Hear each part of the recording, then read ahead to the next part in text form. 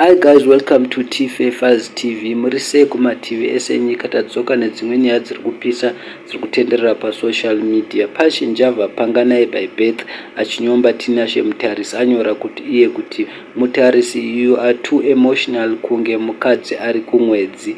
You paid insurance boys to cook papers and pay you, but vakatariswa vese. Ari kudedzera kuti iwewe Mutarisi wakabhadhara vanhu kuitira kuti insurance yawakabhadhara wakaita chitsotsi pawakati femi yako yakatsva iwe isina kutsva. Chitsotsi chawakaita, saka takakutarisa isusu neZANU-PF nana ED. Ndozvirikutaurwa naPangana. Ari kutedzera kuti takavhura maziso takakutarisa.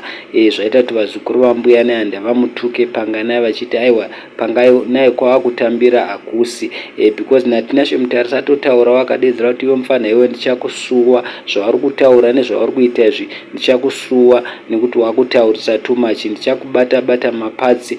Tinashe Mutarisi anga achitaurawo, aitawo live yake aratidza kuti arwadziwa zvikuru, adedzera kuti Pangana yakamufonera aina mudiwa hudhu, saka aramba kupusiswa. Ndosekera muchiona Pangana anyorawo achidedzera kuti Tinashe is too emotional kunge mukadzi ari kumwedzi.